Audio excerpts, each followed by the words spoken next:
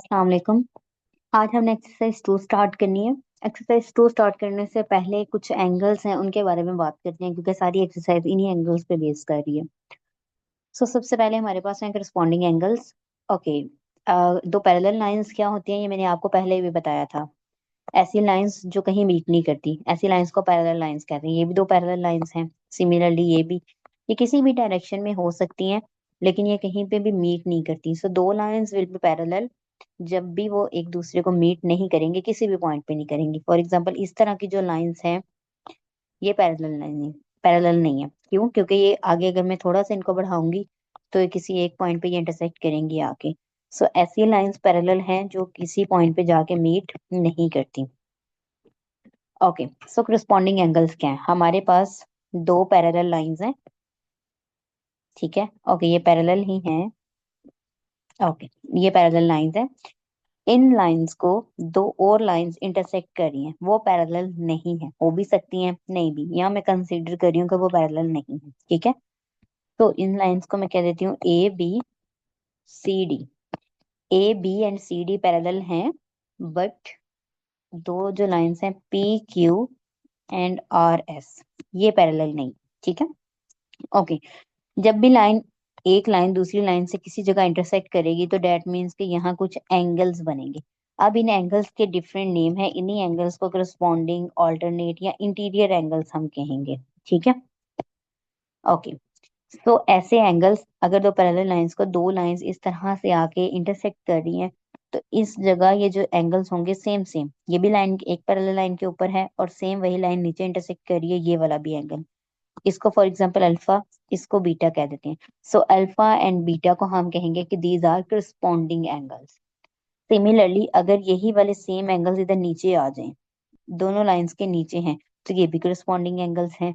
Corresponding angles कौन से हैं? या तो दोनों लाइंस के ऊपर हों या दोनों लाइंस के नीचे हों, एक ही साइड पे होने चाहिए। फॉर एग्जाम्पल ये और ये सेम साइड पे हैं। ये ऊपर वाली लाइन के साथ एंगल बना रहा है, ये नीचे वाली लाइन के साथ। These are corresponding angles. Similarly ये एंड ये दोनों भी करस्पॉन्डिंग एंगल्स हैं। करस्पॉन्डिंग एंगल्स क्या बने हमारे पास कि जो एक लाइन को इधर इंटरसेक्ट कर रहा है और वही एंगल सेम नीचे वाली लाइन को भी इंटरसेक्ट कर रहा है। ओके। अब ओके, एक्सरसाइज 2 भी साथ साथ स्टार्ट कर लेते हैं ताकि आपकी जो कंफ्यूजन है ना वो क्लियर हो जाए साथ साथ। एक्सरसाइज 2 में हमने ये बताना है करस्पॉन्डिंग एंगल्स कौन कौन से। हमारे पास एंगल गिवन है, यहाँ ए है। Okay, this is B C and D. ठीक है। सिमिलरली सेम इन्हीं स्टेप्स पे ओके, यहाँ पे ई है, फिर F G and H, then I J K L, similarly M N O and ये पी है। ठीक है। इनमें हमने बताना है कि करस्पॉन्डिंग एंगल्स कौन से हैं। ए एंड एम, ये दोनों आपस में करस्पॉन्डिंग एंगल्स। दो एंगल्स ही करस्पॉन्डिंग होंगे ना, जैसे दो एंगल्स कॉम्प्लीमेंट्री थे जिनका सम 90 के इक्वल था। सेम यहाँ पे करस्पॉन्डिंग एंगल्स हैं। एंगल को हम ऐसे लिखते हैं, ये छोटा सा लगा के साइन ए एंड एम, ये दोनों करस्पॉन्डिंग हैं। उसके अलावा और कौन कौन से पेयर हैं? डी एंड पी, ये भी तो करस्पॉन्डिंग है ना, D and P. Similarly B and N, B and N corresponding है। C and O, C and ओ, ये करस्पॉन्डिंग है। ठीक है।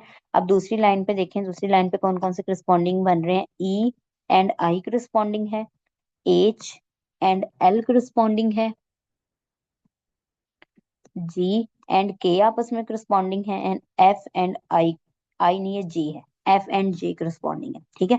करस्पॉन्डिंग एंगल कौन से हैं? ऊपर और नीचे, ये करस्पॉन्डिंग एंगल्स हैं। और जो करस्पॉन्डिंग एंगल्स होते हैं हमेशा वो इक्वल होते हैं। इक्वल मीन्स के ए एम, ये अगर ये हमारे पास 48 है तो ये एम भी 48 ही होगा। करस्पॉन्डिंग एंगल्स हमेशा इक्वल होंगे, जितना ये होगा उतना ही ये होगा। ठीक है। करस्पॉन्डिंग एंगल की डेफिनेशन आई होप के क्लियर होगी। अब हम चलते हैं ऑल्टरनेट एंगल्स पे। अब ये ऑल्टरनेट एंगल्स, इसके नाम से ही पता चल रहा है कि कौन से एंगल्स हो सकते हैं। फॉर एग्जाम्पल अगर मेरे पास यहाँ एक एंगल है एंड इसके ऑपोजिट यहाँ पे एक एंगल है, तो ये दोनों एंगल्स होंगे alternate. Similarly okay same colour use कर लेते हैं, ये एंगल एंड ये वाले एंगल ऑल्टरनेट हैं, ये दोनों आपस में, ये एंगल और ये ऑल्टरनेट है, ये एंड ये आपस में सारे ऑल्टरनेट एंगल्स हैं जो सेम सेम कलर्स के हैं। तो ऑल्टरनेट एंगल्स कौन से हैं, एक लाइन के एक तरफ है और दूसरा लाइन के दूसरी साइड्स पे हैं। सो अगर ये नाम यही वाले यूज कर लेते हैं, ठीक है, और लोकेशन ये वाली देखते हैं। सो यहाँ पे डी एंड एन, यहाँ पे डी लिखा हुआ है, यहाँ एन है, डी एंड एन आपस में ऑल्टरनेट है। ऑल्टरनेट एंगल्स भी इक्वल होते हैं, ठीक है, कोरस्पॉन्डिंग एंगल्स भी इक्वल होते हैं, ऑल्टरनेट एंगल्स भी इक्वल होते हैं। सिमिलरली यहाँ पे है मेरे पास C एंड यहाँ पे है M। So C and M आपस में ऑल्टरनेट है। सिमिलरली यहाँ पे है H and J, H and J alternate है। And the last and the final G and I, G है और यहाँ I है, G एंड I ऑल्टरनेट है। सो ऑल्टरनेट एंगल कौन सा है, एक लाइन के एक तरफ है, दूसरा लाइन के दूसरी तरफ होगा, ठीक है। So these are alternate. Interior angles कौन थे, इंटीरियर एंगल्स के नाम से ही आपको पता होना चाहिए कि इंटीरियर का क्या मतलब। इंटीरियर एंगल्स हमेशा अंदर वाले एंगल्स को कहते हैं। सो ये जो लाइंस के बिटवीन वाले एंगल्स बन रहे हैं ना, उनको इंटीरियर एंगल्स कहते हैं। फॉर एग्जाम्पल ये दोनों इंटीरियर एंगल हैं, ये सेम साइड पे होते हैं, ऑल्टरनेट डिफरेंट साइड पे होते हैं, इंटीरियर सेम साइड पे होते हैं। ये दोनों इंटीरियर एंगल्स हैं। सिमिलरली ये भी दोनों इंटीरियर एंगल्स हैं। इंटीरियर एंगल्स को हम इक्वल नहीं कहते, इंटीरियर एंगल्स की कोई और डेफिनेशन है, वो मैं बताती हूँ आपको। सिमिलरली ये दोनों इंटीरियर हैं एंड ये दोनों इंटीरियर आ गए, ठीक है।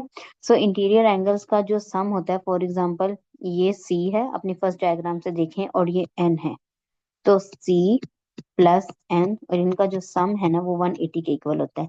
सो इंटीरियर एंगल्स जो हैं वो हमारे पास सप्लीमेंट्री होते हैं। सप्लीमेंट्री ऐसे एंगल्स है ना, हमने फर्स्ट एक्सरसाइज में सीखा था, कैसे एंगल्स इनका सम 180 हो वो सप्लीमेंट्री एंगल्स होते हैं। सो इंटीरियर एंगल्स जो हैं that will be supplementary angles. तो जहां भी इंटीरियर एंगल्स की बात आएगी हम उन दोनों के सम को 180 के इक्वल रख सकते हैं, ठीक है।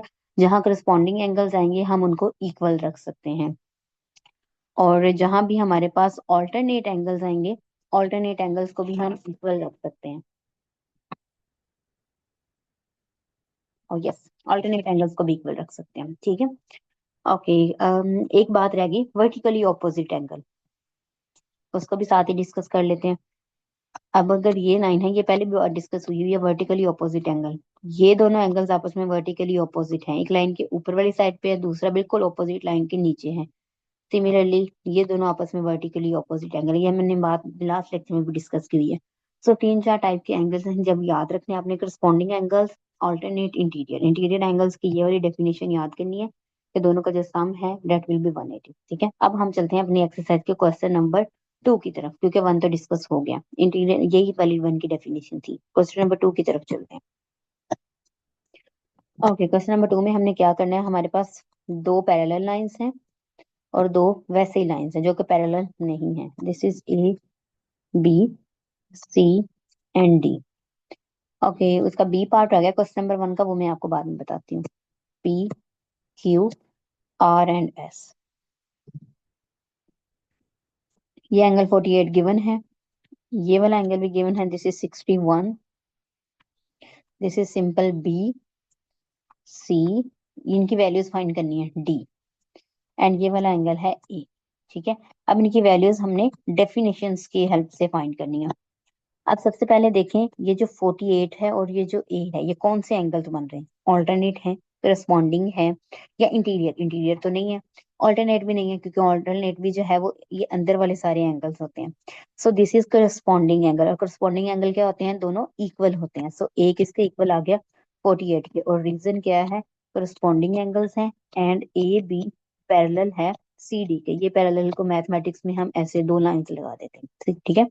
सो ए आ गया 48।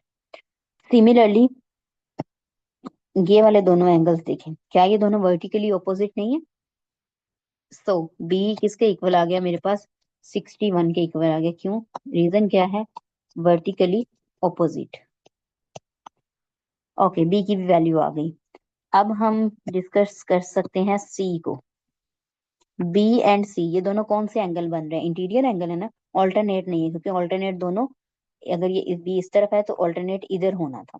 सो ये दोनों इंटीरियर एंगल्स हैं, तो इंटीरियर एंगल्स का जो सम है डेट इज 180। सो बी हमें ऑलरेडी पता है, सो सी की वैल्यू भी निकल आएगी यहाँ से। C is equal to 180 minus 61, so C is equal to 119। ठीक है। And the last and the final रह गया है डी। ओके, जिसको ऊपर वाली डायग्राम नहीं क्लियर हो रही, हम इसको दोबारा ड्रॉ कर लेते हैं। यहाँ एक एंगल बी है, यहाँ एक एंगल डी। बी हमें पता चल गया, डी रह गया। सो बी एंड डी दोनों कौन से एंगल बनने? Corresponding angles. सो करस्पॉन्डिंग एंगल्स का मतलब है बी और डी दोनों जो है वो सेम होंगे। सो बी की वैल्यू थी मेरे पास 61, तो डी भी 61 है। और रीजन क्या है मेरे पास कि ये करस्पॉन्डिंग एंगल है and A and B parallel है सी एंड डी। ठीक है।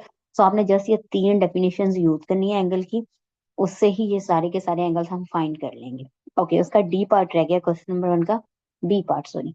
सो बी पार्ट में उसने पहले वो डिस्कस करते हैं, फिर आगे चलते हैं। क्वेश्चन नंबर 1 का बी पार्ट। बी पार्ट में उसने हमसे पूछा था, पहले मैं एंगल ड्रॉ कर दूं। यहाँ एंगल है सी और यहाँ एंगल है,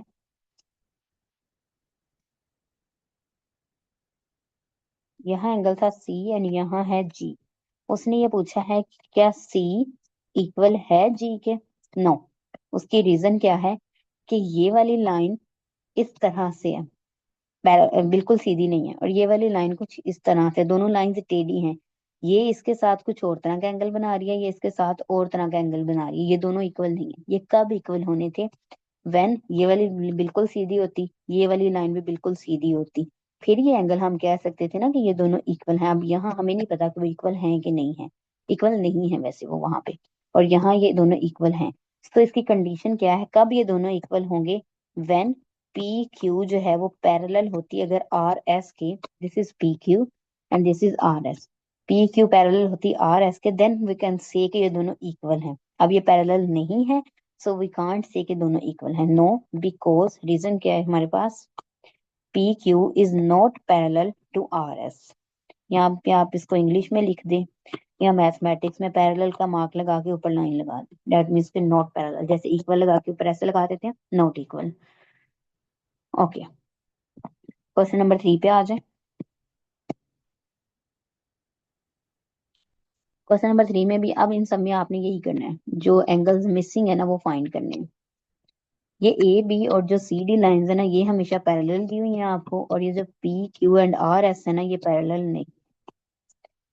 सो हमने एंगल फाइंड करने हैं, ये ए है, this is B, C, this is 54, 106 and ये डी आ गया।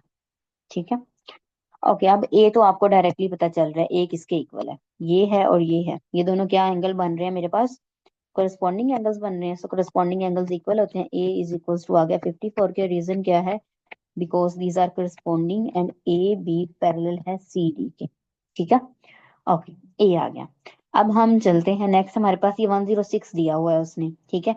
अब ये नोटिस करेंगे कौन से दोनों एंगल्स हैं, इंटीरियर हैं या ऑल्टरनेट हैं। ऑल्टरनेट तो ऑपोजिट साइड पे होते हैं, दैट मीन्स के दीज आर इंटीरियर एंगल्स। और इंटीरियर के बारे में हमें एक बात पता है कि दीज आर सप्लीमेंट्री। सो दोनों का जो सम है दैट इज 180। दोनों का सम 180 के इक्वल आ गया।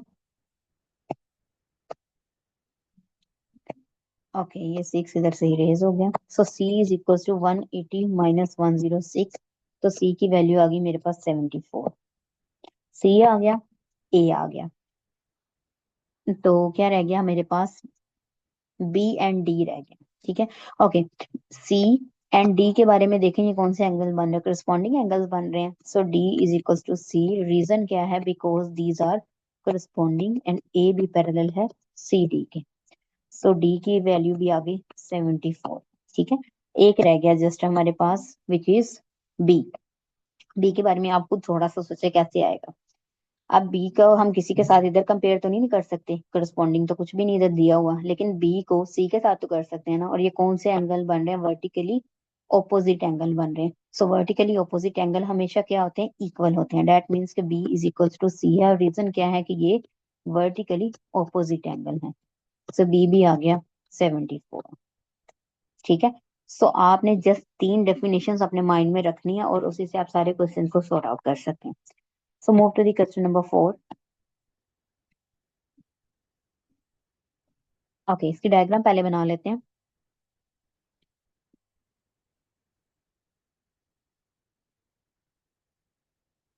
ओके, आप इस लाइन को ना आगे भी बढ़ा सकते हैं। उसका मैंने क्यों नहीं बढ़ाया, क्योंकि उसका फायदा नहीं है, ये ऐसे भी बढ़ा सकते हैं। बुक के ऊपर वैसे नहीं दी हुई, इतनी दी हुई है जहां मैंने कलर चेंज किया है ना। ओके, ये एंगल दिया हुआ है मुझे 2E, एंड ये वाला एंगल है मेरे पास 30 डिग्री। ये मैं इधर लिख रही हूँ, ठीक है, अंदर जगह कम है। 30 डिग्री आ गया। ओके, ये जो इस लाइन के साथ बना रहा है दिस इज 69, एंड ये वाला एंगल है F। अब मुझे E एंड F की वैल्यूज फाइंड करनी है। सो दिस इज ABCDE,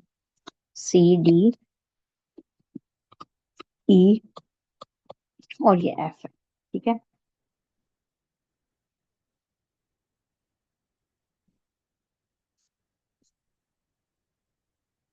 ओके, इसको समझने से पहले एक बात हम समझते हैं। जब ये लाइन इस तरह से होती है तो ये स्ट्रेट लाइन के साथ सारे का सारा एंगल और ये सारे का सारा एंगल, इसको करस्पॉन्डिंग कहते हैं ना, ठीक है।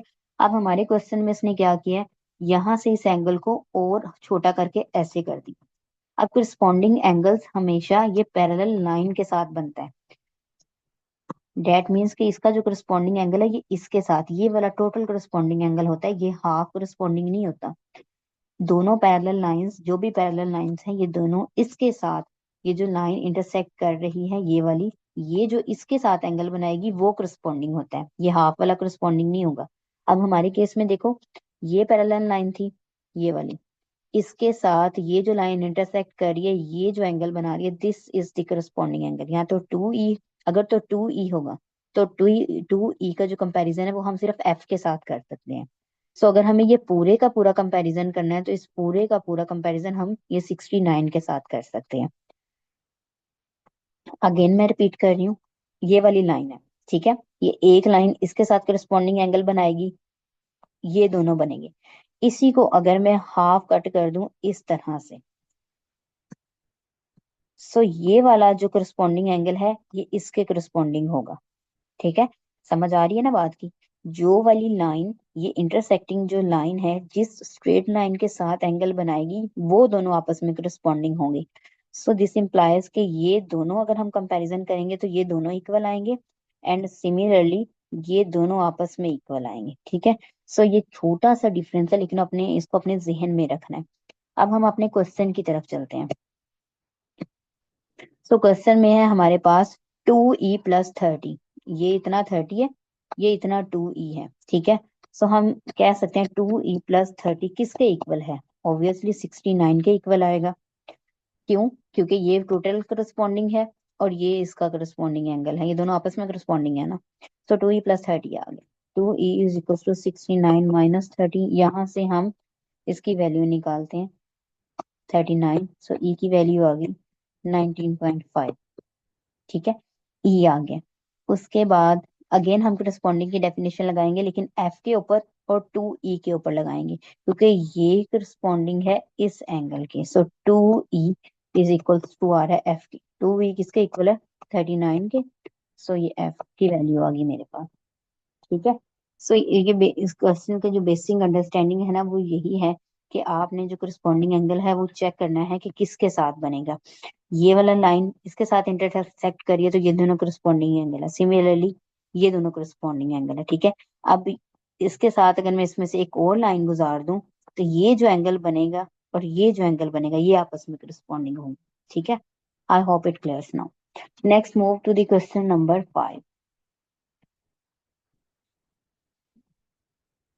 ओके, क्वेश्चन नंबर 5 जो है वो लास्ट क्वेश्चन है इस एक्सरसाइज का एंड इम्पोर्टेंट है। फाइंड द वैल्यू ऑफ ए, इसमें जस्ट हमने ए की वैल्यू फाइंड करनी है, हमें गिवन क्या क्या है। ए भी एक लाइन गिवन है, सिमिलरली हमें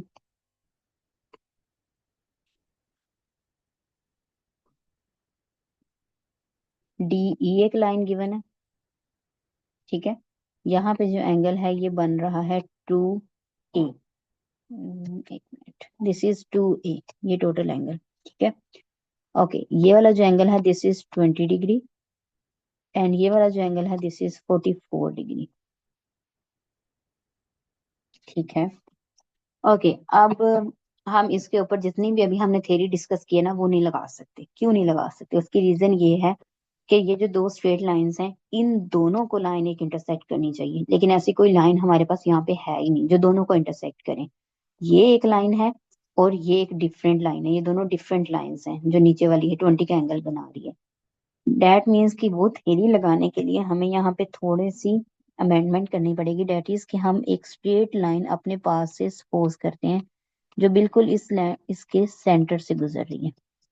टू ए को बिल्कुल हाफ डिवाइड कर रही है। वो टू ए ऊपर रह गया, टू ए का हाफ पोर्शन ऊपर है, टू ए का हाफ पोर्शन नीचे है। ये बनाते हुए नहीं आया, लेकिन ये आपने ऐसे ही सपोज करना है। ये बिल्कुल सीधी लाइन गुजरी है टू ए को डिवाइड करते हुए, ठीक है। अब आप देखें, ज्यूम कर सकते हैं, इस लाइन का मैं नाम रख देती हूँ पी क्यू रखें। अब ये दो डायग्राम्स मैं इसको कंसीडर कर सकती हूँ। ये आपको समझाने के लिए मैं दो डायग्राम्स बना रही हूँ। आप एक डायग्राम से भी काम कर सकते हैं। अब ये पी क्यू बन गया। ये वाला एंगल है 44 और ये वाला जो एंगल है ना टू ए का हाफ है। तो इसको मैं ऐसे लिख देती हूँ सिर्फ समझाने के लिए, टू ए का हाफ, ठीक है। सिमिलरली जो दूसरी डायग्राम बन रही है वो ये बन रही है, this is P Q and D E. और यहाँ पे एक लाइन है इस तरह से, ये एंगल है 20 डिग्री और ये वाला एंगल जो है वो टू ए का हाफ बन रहा है, ठीक है। ओके, अब ये डायग्राम्स आपने सेपरेटली याद रखनी है। अब हम अपने क्वेश्चन की तरफ चलते हैं। इसको कोई नाम एक्स दे देते हैं, इस पॉइंट को सी दिया हुआ ऑलरेडी, और ई बी। ओके, तो वी कैन से कि हमारे पास एक्स सी क्यू क्या बनता है। ये एक्स है, this is C and this is Q. X C Q का जो एंगल है विच इज इक्वल्स टू 44। इस पॉइंट को वो एक्स कह रहा है, ये सी है हमारे पास हमारी डायग्राम में, और क्यू। ये वाला एंगल जो है ये 2a/2 तो हमें पता है ऑलरेडी, लेकिन ये दोनों आपस में ऑल्टरनेट एंगल्स भी तो है ना। 44 एंड दिस ऑल्टरनेट भी तो बन रहे हैं ना। ऑल्टरनेट एंगल्स भी हमेशा इक्वल होते हैं। सो हम इसको 44 भी कह सकते हैं। मैंने इसको 44 कह दिया। बेसिकली हमने एक ही वैल्यू फाइंड करनी है। अगर आप इसको 2a/2 कह भी दोगे ना, उसका से कोई फर्क नहीं पड़ेगा। क्यों? क्योंकि हमें ए पता ही नहीं है, ए तो हमने फाइंड करना है। तो हमने यहाँ पे अपनी थ्योरी लगाई है कौन सी, कि this is alternate angles. Alternate होने की वजह से 44 इक्वल आ गया, ठीक है। एक्स सी क्यू आ गया। सिमिलरली सेकंड वाला देखें, ये एंगल है मेरे पास E C Q, E C and Q. ये वाला जो एंगल है this is again 2a/2, but ये दोनों भी तो ऑल्टरनेट है ना, 20 and 2a/2। So E C and Q भी मेरे पास आ गया 20 डिग्री, ठीक है। अब हम टू ए किसके इक्वल लिख सकते हैं? Two A is equals to X C Q, half है ना, हाफ ये वाला एंगल है X C Q, and half ये वाला एंगल है। तो हाफ यहाँ से मिला, हाफ यहाँ से मिला, तो ये टोटल था मेरे पास 2a। हमने टोटल को डिवाइड किया था ना, ये ऊपर वाला हाफ लिया, नीचे वाला हाफ लिया। सो दिस इज 2a। 2a किसके इक्वल है? X C Q and E C Q के। So this is 44 plus 20, 64। This implies 2a is equals to 64 and a is equals to 32 के इक्वल आ गया, ठीक है। ओके, किसी को कोई बात नहीं समझ आई तो वो दोबारा एक दफा डेफिनेशंस को रिकॉल करें। ओके, आप यहाँ से ये भी कर सकते थे कि आप इसको ए के ही इक्वल रख लो, इसको भी ए के ही इक्वल रख लो, ठीक है। जब इन दोनों को ऐड करोगे तो वो 2a के इक्वल आ जाएगा। तो वो 44 प्लस 20 आ जाएगा। ए के इक्वल आता है ना, ये कैंसिल आउट हो गया। तो सो अगेन ये 2a इज इक्वल टू 64 ही बनता है, ठीक है। तो अगर जिसको नहीं पहले वाली बात समझ आई तो वो इस तरह से कर ले, ठीक है। सो ये हमारी एक्सरसाइज कंप्लीट हो गई। किसी को कोई प्रॉब्लम है तो वो डिस्कस कर सकते हैं। आज के लिए बस इतना ही। ओके, अल्लाह हाफिज।